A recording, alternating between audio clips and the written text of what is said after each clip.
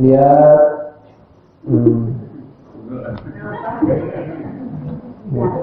Ada aja gerakan dia. Nanti ada ini, garut sini, dah, ambil kecil, melihat, masukin lagi. Gerakan yang berlebihan, dan itu bukan gerakan sholat.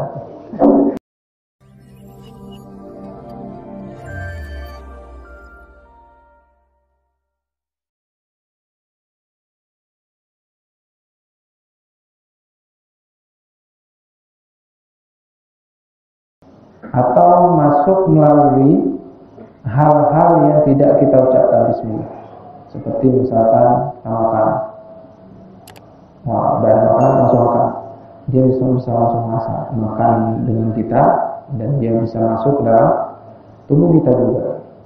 Makanya sering-sering mengucapkan bismillah, bismillah, bismillah, apapun yang kita lakukan bismillah, bismillah. Kalau seandainya kita nggak tahu, misalkan doa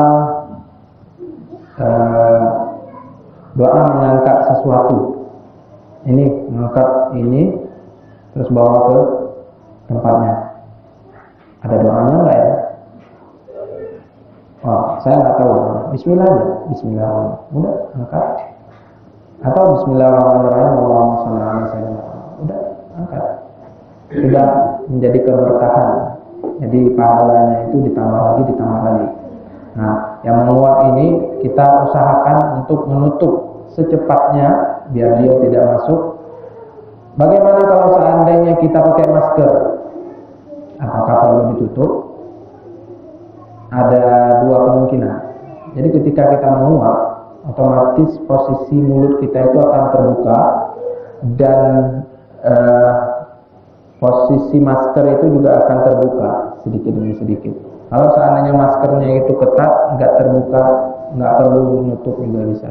Namun kalau seandainya memang ada sedikit celah, udah tutup. Biasanya kalau seandainya kita mau menguap tapi langsung kita tutup, ada masker pun kadang ketutup, kita tutup juga. Itu karena sudah kebiasaan. Lakin hada khair, ini adalah sebuah kebaikan. Kalau seandainya menguap waktu sholat, itu tanda-tanda dia akan masuk dan mempengaruhi kita. Nah, caranya adalah dengan menutup secepatnya dan tidak menguap lagi. Selanjutnya, kesalahan yang sering terjadi atau kita lakukan dalam sholat adalah melakukan gerakan yang berlebihan. Jadi ketika sholat, Allahu Akbar,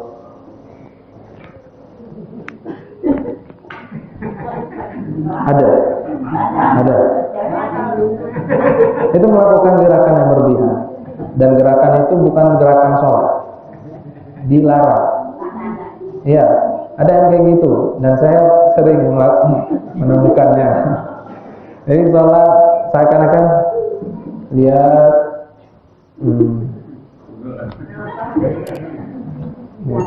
ada aja gerakan dia. Nanti ada ini, garut sini, dah, ambil kecil, melihat, masukin lagi. Gerakan yang berlebihan, dan itu bukan gerakan sholat. Jangan dibiasakan. Karena kalau seandainya kita melakukan gerakan yang berlebihan, akan mengganggu kekhusyukan kita, dan setan ya bersin. Kenapa? Oh, bersin. Ya, bersin sama juga dengan menguap. Kalau seandainya bersin, jangan nggak nutup mulut, harus nutup mulut. Karena bersin itu adalah dimana kita mengeluarkan semua kuman-kuman yang ada di dalam hidung dan di dalam mulut. Nah, ketika itu kuman akan terbang, kena orang. Nah, waktu bersin usahakan tutup sekuat-kuatnya supaya minim suaranya. Jadi kalau bersin jangan terlalu besar. Yang biasanya besar-besar bersin, harus biasakan untuk tidak membesarkan suara, dan untuk menutup mulut, terutama di mulut ya, mulut dengan hidung. Kalau kedua-duanya sudah ketutup, bersinnya itu agak sedikit kecil. Tapi kalau seandainya mulutnya doang, takutnya hidungnya meleh, keluar sesuatu. Jadi kedua-duanya kalau bisa ditutup. Kalau ceplok, Ceplok apa? oh ya ini. Hah? Makan gitu ya. Oh, gitu. Oh, punya. Kalau seandainya ada makanan, sisa makanan, kalau kita sadar bahwa itu makanan, maka jangan ditelan. Iya benar. Jangan ditelan. Dan tidak boleh dimuntahkan. Tahan dulu ya.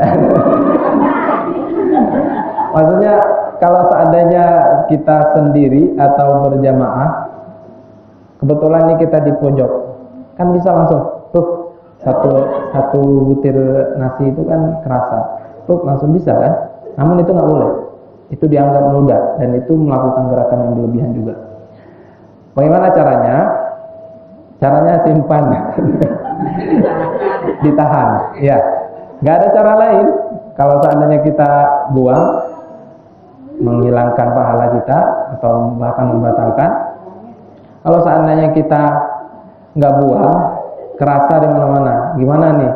Simpan di mana gitu, taruh agak sedikit pinggir daripada mulut kita. Nah, setelah selesai sholat langsung telan. Ya, setelah selesai sholat, kalau seandainya mau dibuang silakan buang, tapi biasanya nggak sadar lagi pasti. Nggak sadar lagi kita nyimpan satu butir nasi, ketelan biasanya. Nah, itu juga dilarang ya. Kalau seandainya ada nasi, dilarang. Nah, kalau seandainya ketelan gimana?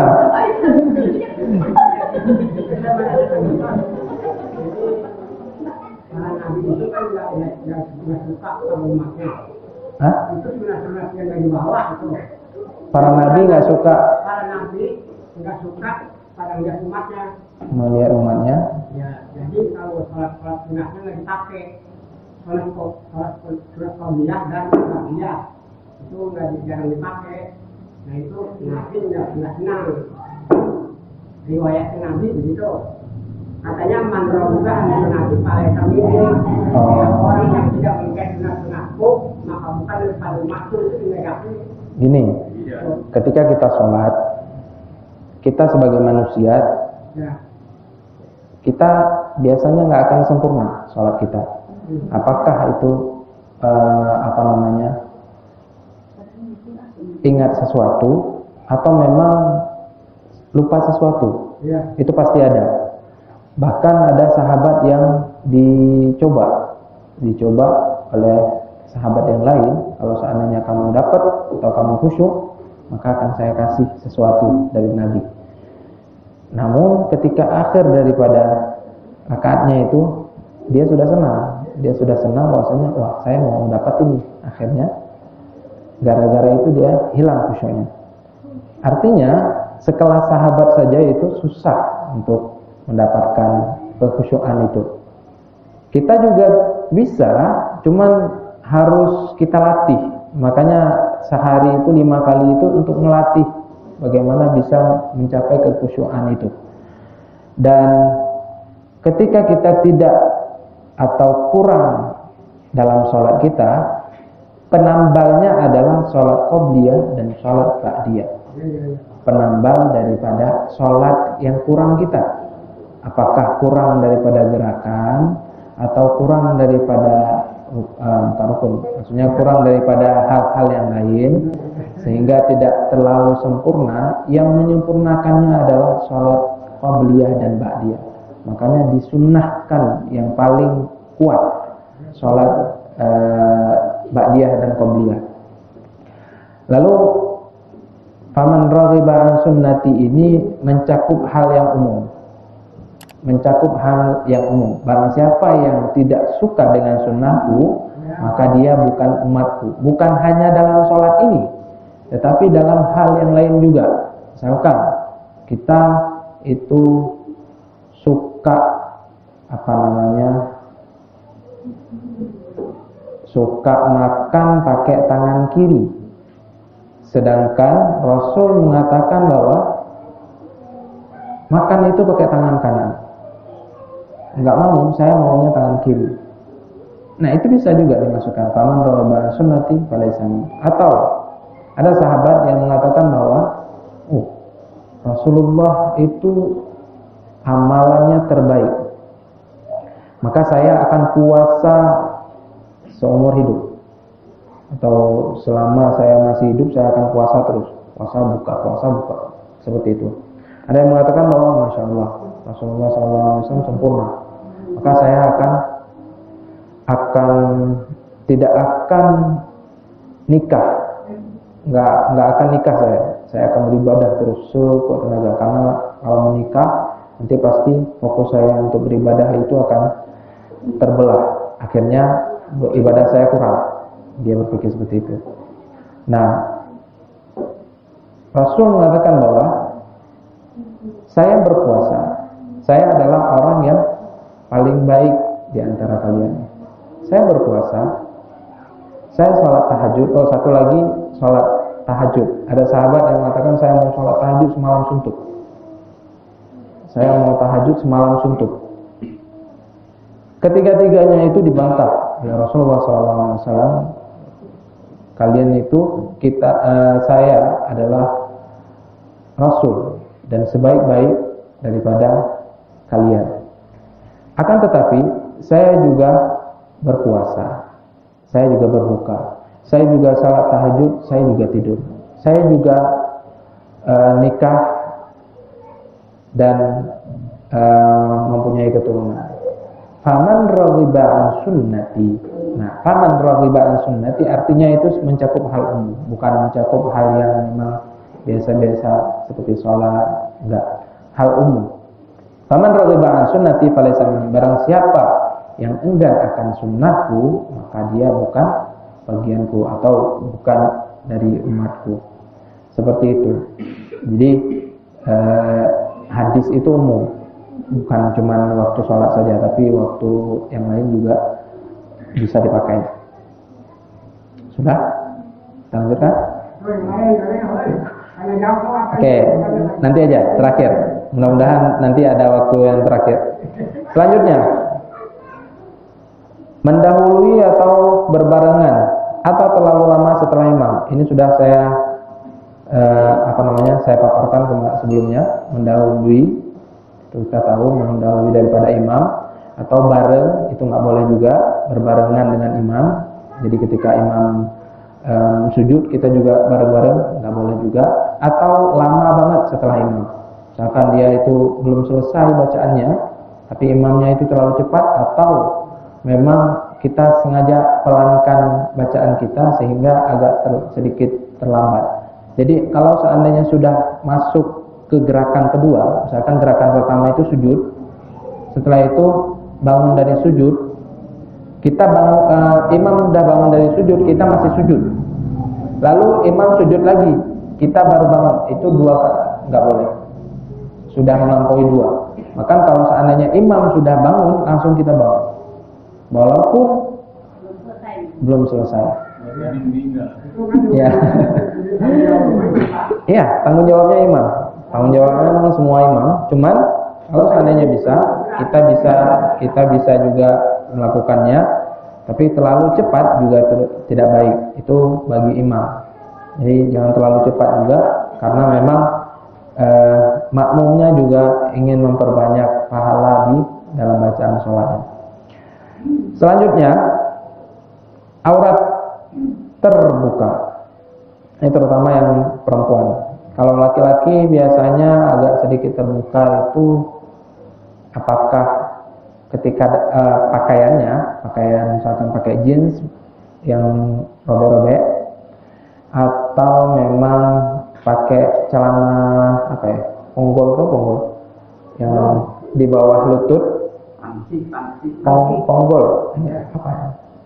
Istilah sini apa? Enggak, pokoknya celananya yang di bawah mata kaki pas. Pangsi ya? Pensil ke bawah. Nah, kalau seandainya ada orang yang sholat pakai celana yang kayak gituan, otomatis ketika dia sujud atau dia melakukan gerakan-gerakan dalam sholat itu akan terbuka. Itu akan terbuka dan itu menjadi terbuka auratnya. Atau ketika sholat pakai sarungan, itu diperhatikan yang sampai melorot atau jatuh roknya, rok laki-lakinya.